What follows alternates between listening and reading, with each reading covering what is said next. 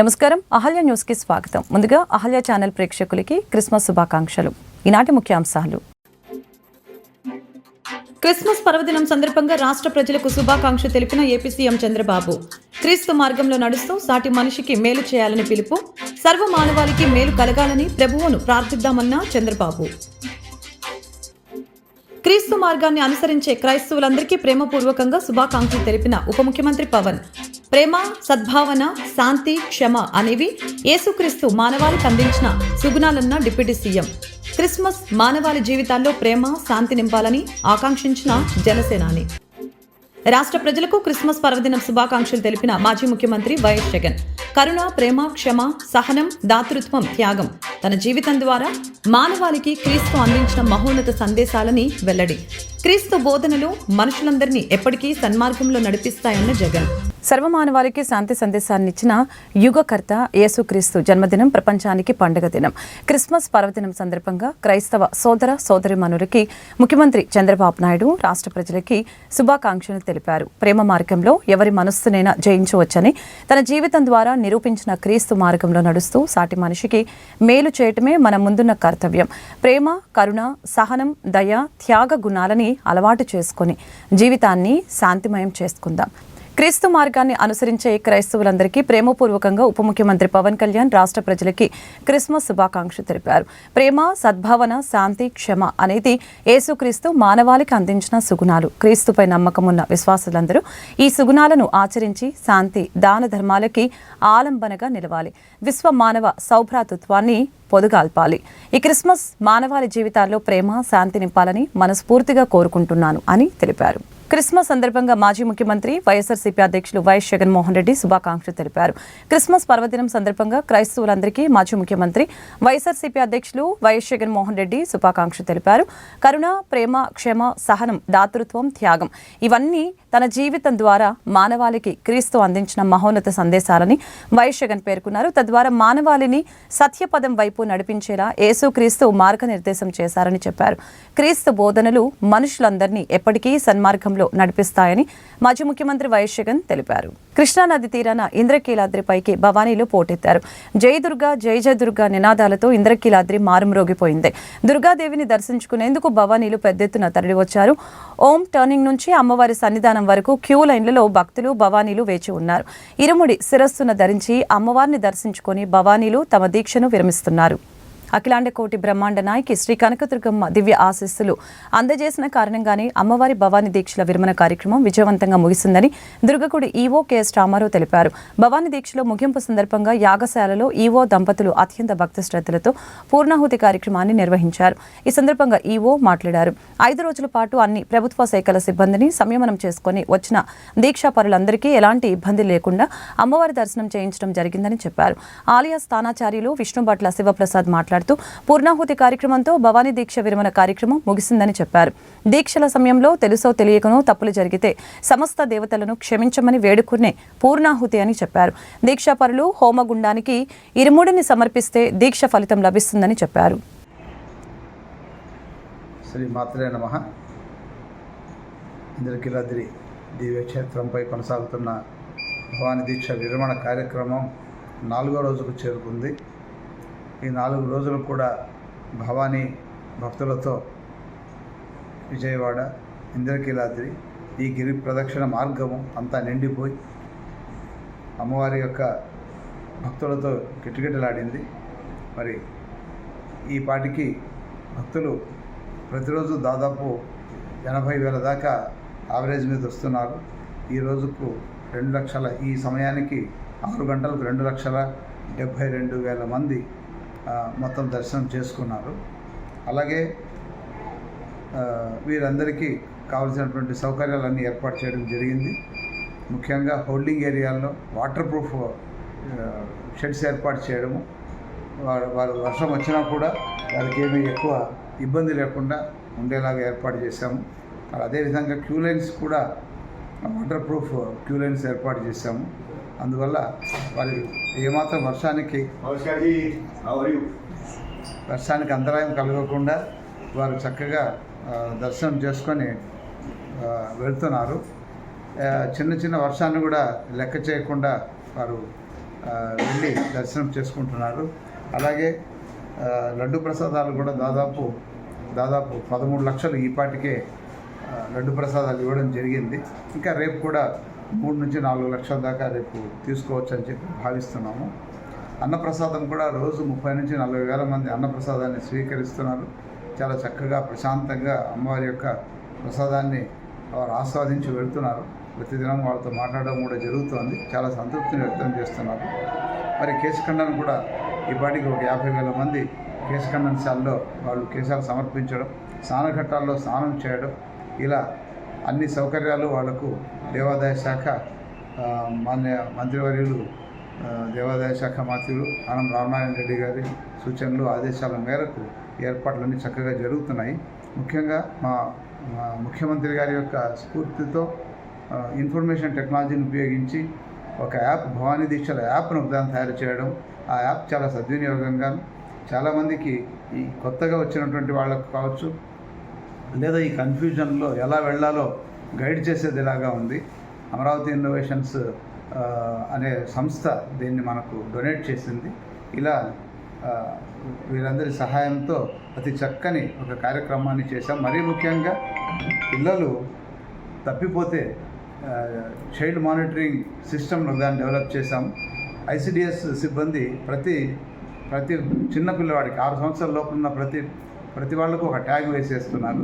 ఆ ట్యాగ్లో QR code ఉంటుంది. అందులో పిల్లల డీటెయిల్స్ అన్నీ ఉంటాయి.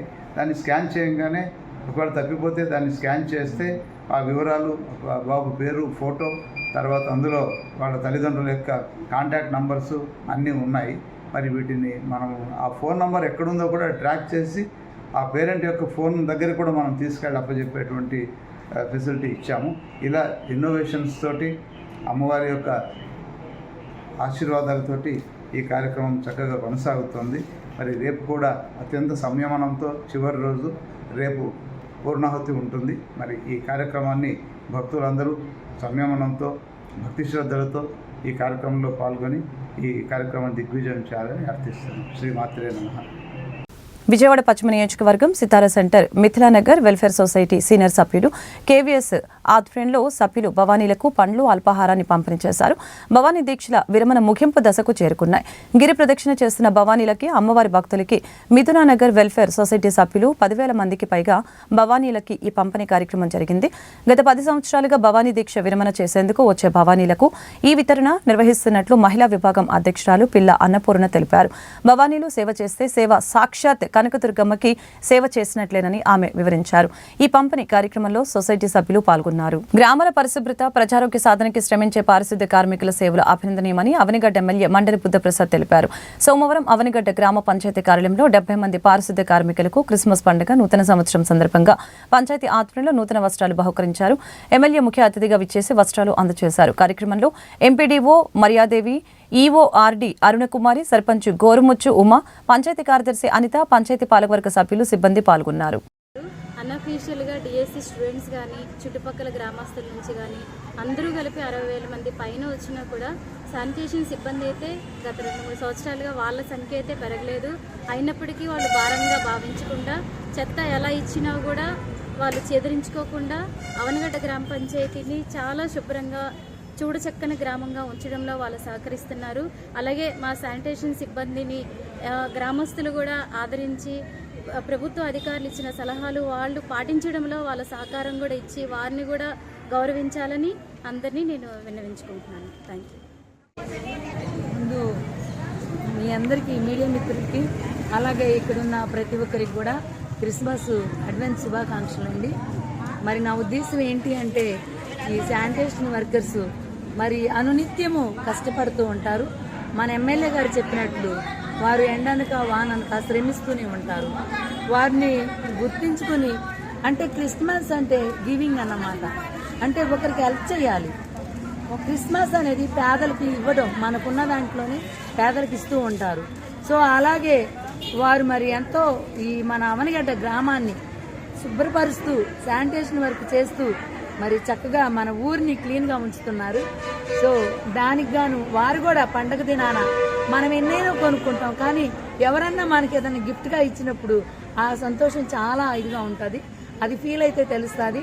సో మరి మా పంచాయతీ తరపు నుండి మా ఎండిఓ గారి మేడం మరి ఆమె ఆదేశాలతో ఈఓపిఆర్డి గారి ఆదేశాలతో మరి మా ఈఓ గారి ఆదేశాలతో మేమందరం కూడా కలిసి మరి ఒక మాట అనుకుని మరి శానిటేషన్ వర్కర్కి మనం బట్టలు ఇద్దాం ఈసారి క్రిస్మస్కి అని చెప్పేసి వారి సలహా కూడా తీసుకునండి మరి వీరికి బట్టలు ఇవ్వడం జరిగింది. వాళ్ళు సంతోషంగా ఉంటే మేము కూడా చాలా సంతోషిస్తాము. సో ఎమ్మెల్యే గారి సహకారం కూడా మాకుందండి, దాన్ని బట్టి కూడా మేము సంతోషిస్తున్నాం. థ్యాంక్స్ అండి, థ్యాంక్ యూ ఆల్. అవనిగడ్డ గ్రామ పంచాయతీ ప్రజలు కూడా పారిశుద్ధ సిబ్బందికి సహకరిస్తే అందరి సహకారంతో ఈ పంచాయతీని ఇంకా మంచిగా, ఈ గ్రామాన్ని ఇంకా మంచిగా మనం అభివృద్ధి పదంలో నడిపించుకోవచ్చు అనేది మేము అనుకుంటున్నాం. అలాగే మా అందరికీ సహకరించాలని చెప్పి మేము కోరుకుంటున్నాం కూడా. Thank you. ఎక్కువ మంది జనాభా ఉన్నారు. 2011 సెన్సెస్ ప్రకారంగా 23,000 ఉంటే ఇప్పుడు దానికి డబుల్ అయింది 43,000. ఇంత పెద్ద నియోజకవర్గమైన హెడ్ క్వార్టర్కి ఒక శానిటరీ ఇన్స్పెక్టర్ అనేది చాలా అవసరం. కానీ ఆయన నేతృత్వంలో చేయాల్సిన పని కూడా ఆయన లేకపోయినా ప్రతి ఒక్కరు కూడా వారి యొక్క బాధ్యతను సక్రమంగా నిర్వహిస్తూ ఈరోజు మనం వేసే చెత్తని వాళ్ళు ఎటువంటి చీదరించుకోకుండా తీసుకుని మన చుట్టూ ఉన్న పరిసరాలను పరిశుభ్రంగా ఉంచుకుంటూ, అలాగే మమ్మల్ని కూడా ఈ పనిలో వాళ్ళు చేస్తున్న పనిని ఎటువంటి పరిస్థితుల్లో నిర్లక్ష్యం చేయకుండా మాకు కూడా సహకరిస్తూ ఉన్నారు. కాబట్టి వారు ఆనందంగా ఉంటే మేమందరం ఆనందంగా ఉంటాం. అలాగే అవనిగడ్డ పంచాయతీ కూడా బాగుంటుందనేది నా ఉద్దేశం. వైఎస్ఆర్ కాంగ్రెస్ పార్టీ హయాంలో ఉద్యోగంలో చేరిన వారిని తొలగిస్తూ ఉన్నారు. ఉద్యోగులను తీసేసి నిరుద్యోగులుగా చేయడానికి సిగ్గుండాలని అంబటి రాంబాబు ధ్వజమెత్తారు. ఉద్యోగులపై కక్ష సాధింపు ఏంటి, చేతనైతే మాకంటే ఎక్కువ ఉద్యోగాలు ఇచ్చి చూపించండి అని అంబటి రాంబాబు తెలిపారు.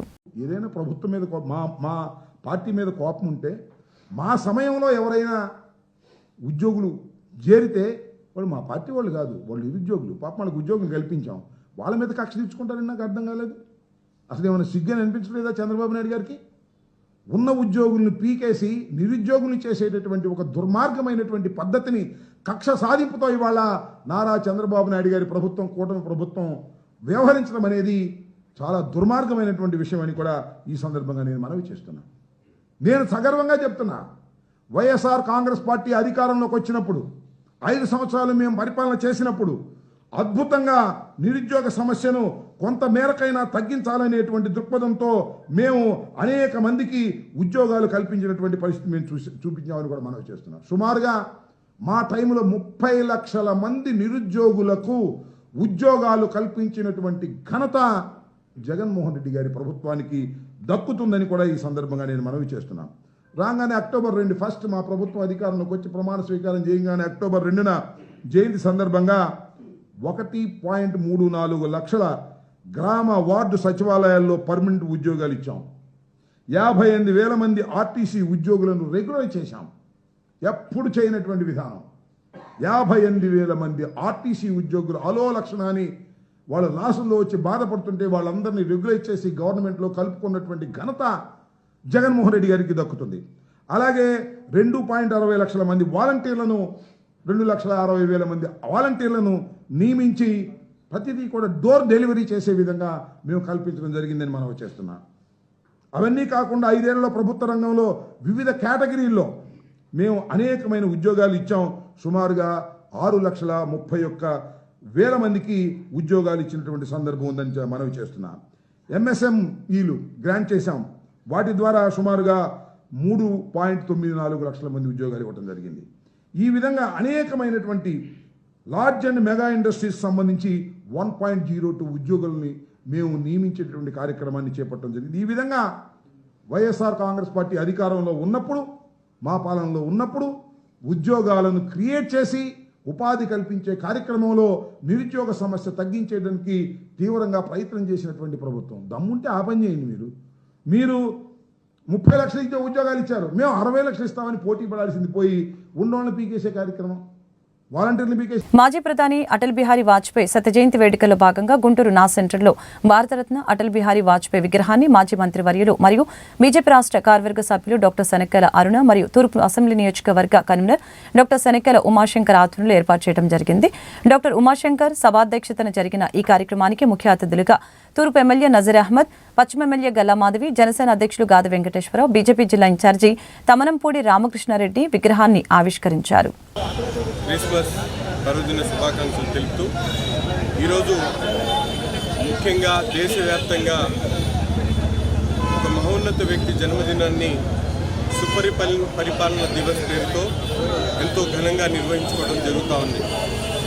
5 దశాబ్దాల పాటు రాజకీయాల్లో ఉంటూ దేశ ప్రగతి కోసం బాటలేసినటువంటి మహానుభావుడు అటల్ బిహారీ వాజ్పేయి గారి విగ్రహాన్ని ఈరోజు గుంటూరు నగరంలో నా సెంటర్ కూడలో సోదరులు డాక్టర్ ఉమాశంకర్ గారు బీజేపీ నాయకత్వం ముందుకొచ్చి ఏర్పాటు చేసినందుకు వారందరూ కూడా హృదయపూర్వకమైనటువంటి ధన్యవాదాలు తెలుపుతూ ముఖ్యంగా భారత జాతి గర్వించదగ్గ నేత అటల్ బిహారీ వాజ్పేయి గారు 3 పర్యాయాలు ప్రధానమంత్రిగా 50 సంవత్సరాల పాటు సుదీర్ఘంగా రాజకీయాల్లో ఉంటూ 10 సార్లు లోక్సభకు ఒకసారి 2 సార్లు రాజ్యసభకు ఎన్నికైనటువంటి మహానాయకుడు దేశ ప్రగతిలో అనేక సంక్షేమ అభివృద్ధి కార్యక్రమాలకి బాటలు వేసినటువంటి నాయకుడు. ముఖ్యంగా నేషనల్ కోఆర్డినేటర్ రోడ్ ప్లాన్ కానీ, ఎన్డీఆర్పీ కానీ, అలాగే సర్వశిక్ష అభియాన్ కానీ, టెలికాం రిఫార్మ్స్ కానీ, ఏదైతే బయట దేశాలతో సత్సంబంధాలు పెంచేటువంటి కార్యక్రమాలు కానీ ఇవన్నిటికీ కూడా పునాదులు వేసి ఆ రోజు నుంచి ఈ రోజు వరకు భారతదేశ ప్రగతిలో ఆయన పాత్ర చాలా ప్రముఖమైనది. అటువంటి మహనీయుడిని తలుచుకునేటువంటి విధంగా భావితరాలకు తెలియజేసేటువంటి విధంగా ఆయన విగ్రహాన్ని గుంటూరు నగరంలో ఏర్పాటు చేసినందుకు ధన్యవాదాలు తెలుపుతూ తప్పకుండా అటల్ బిహారీ వాజ్పేయి గారి స్ఫూర్తితో రాబోయేటువంటి రోజుల్లో రాజకీయాల్లో ఉన్నటువంటి ప్రతి ఒక్కరూ కూడా ఆయన్ని ఆదర్శంగా తీసుకొని ముందుకు సాగాలని చెప్పి మనస్ఫూర్తిగా కోరుకుంటాం. ఈ సుపరిపాలన దివస్న రాష్ట్ర ప్రజలందరూ సుపరిపాలన కోసం ఎన్డీఏ కూటమిని మంచి మెజారిటీతో గెలిపించారు. ఈరోజు సుపరిపాలకులైన ఈస్ట్ వెస్ట్ ఎమ్మెల్యే గారు, అలానే గాదె వెంకటేశ్వరరావు గారు, మళ్ళీ బీజేపీ నాయకులు అందరూ కలిసి సుపరిపాలనకి దిక్సూచి అయిన వాజ్పేయి గారి విగ్రహాన్ని ఇవాళ ఆవిష్కరించుకున్నాము. రాబోయే రోజుల్లో ఎలా అయితే గోల్డెన్ ఇయర్ ఆఫ్ ఆంధ్రప్రదేశ్ నడిచిందో అలానే గోల్డెన్ ఇయర్ ఆఫ్ ఆంధ్రప్రదేశ్ స్వర్ణాంధ్రని చంద్రబాబు నాయుడు గారి కన్నా స్వర్ణాంధ్రని 2047 కల్లా సాధిస్తాం. ఆ నమ్మకం చూసి ప్రతి వాళ్ళు ఆ విగ్రహం చూసినప్పుడల్లా మళ్ళీ ఆ రోజులు రావాలని, అదే దిశగా ఆంధ్రప్రదేశ్ వెళ్ళాలని అనుకున్నాం. యేసుక్రీస్తు ఇచ్చిన రక్షణ భాగ్యాన్ని పొందుతూ ప్రతి ఒక్కరూ ఆ తండ్రితో ఐక్యమై నిత్యం జీవనం పొందాలని Saint Peter's Cathedral Father John Harish తెలిపారు. పాపాలలో మునిగిన వారి కోసం రక్షణ భాగ్యం కల్పించిన యేసుక్రీస్తు సేవలో ప్రతి ఒక్కరూ తరించాలని కోరారు. ప్రపంచ శాంతి కోసం యేసు పడిన కష్టాలను గుర్తుంచుకోవాలని ఆయన అన్నారు. ప్రత్యేక విధంగా ఈ యొక్క తల్లేరుపేటలో సన్ రైజర్స్ యూత్ 23 సంవత్సరాలుగా వాళ్ళు ఈ యొక్క పండుగను వాళ్ళు ఏర్పాటు చేసుకుంటూ పశువుల పాకను ఏర్పాటు చేసుకుంటూ అదేవిధంగా క్రీస్తు ప్రభు యొక్క జన్మదినాన్ని ఏ విధంగా వాళ్ళు బాహాటంగా జరుపుకోవటం అనేది మనం చూస్తూ ఉన్నాం. మరి అదే తరుణంలో ఈ సంవత్సరం కూడా వాళ్ళు ఏర్పాటు చేసి ఆ క్రీస్తు ప్రభు యొక్క జన్మదినాన్ని 10 మందికి కూడా వాళ్ళు చాటాలి, క్రీస్తు ప్రభువుని అందరూ కూడా తెలుసుకోవాలన్నటువంటి ఉద్దేశంతో వాళ్ళు ఈ పశువుల పాకను ఏర్పాటు చేసి ఇక్కడ అనేకమైనటువంటి చర్యలను, సహాయక చర్యలను వాళ్ళు చేపడుతూ ఉన్నారు. మరి ఈనాడు మనందరం కూడా క్రిస్మస్ని జరుపుకుంటూ ఉన్నామంటే క్రీస్తు ప్రభు ఈ లోకానికి రక్షణ భాగ్యాన్ని ఇవ్వడానికి ఈ లోకానికి వచ్చాడు.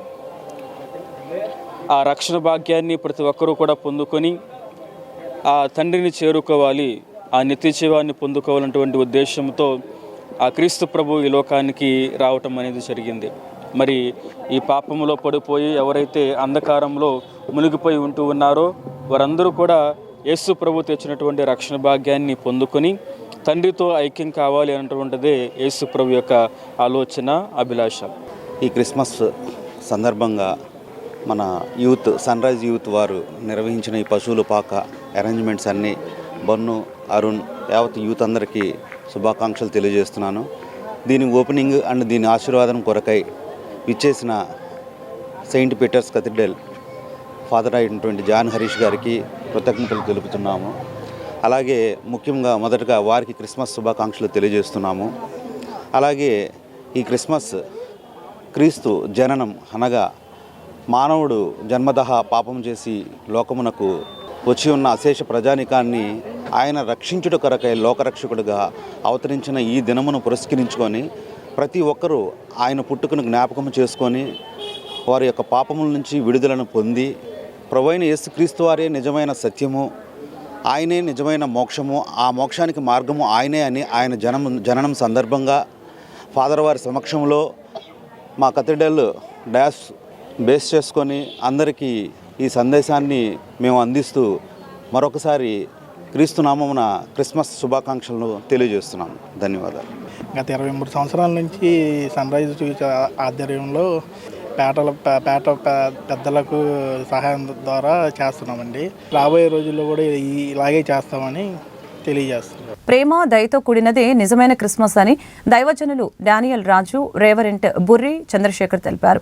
తాడేపల్లి క్రిస్టియన్పేట లూథరన్ చర్చి నందు క్రిస్మస్ వేడుకల్ని ఘనంగా నిర్వహించారు. ప్రత్యేక ప్రార్థనలు క్రైస్తవులు పెద్ద సంఖ్యలో పాల్గొన్నారు. ఈ సందర్భంగా క్రీస్తు జననాన్ని తెలిపే పశువుల పాకను స్థానిక యువత సుందరంగా తీర్చిదిద్దారు. అప్పటి నుంచి మా పెద్దవాళ్ళు ఎంతో ఘనంగా ఈ క్రిస్మస్ వేడుకలు జరుపుకుంటూ వచ్చారు.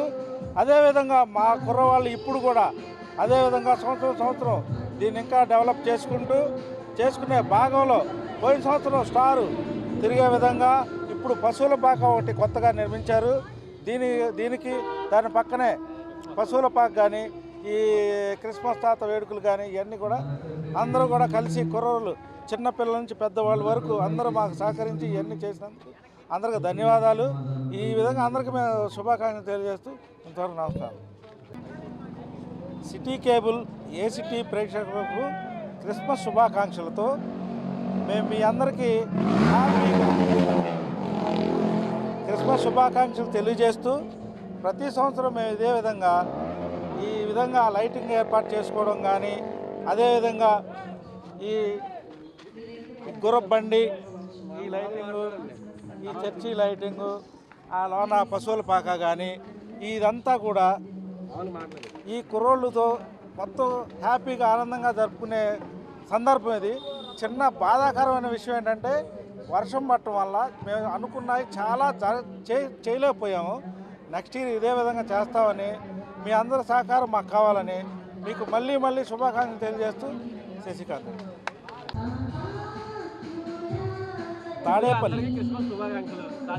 తాడేపల్లి మండలం ప్రజలందరికీ క్రిస్మస్ శుభాకాంక్షలు. మా తాడేపల్లి క్రిస్టియన్పేటలో లూథరన్ చర్చిలో మేము జరుపుకునే క్రిస్మస్ వేడుకల్లో ఇదొక భాగంగా మేము ప్రతి సంవత్సరం ఇలాగే జరుపుకుంటాము. మా చర్చి స్థాపించింది 1927లో.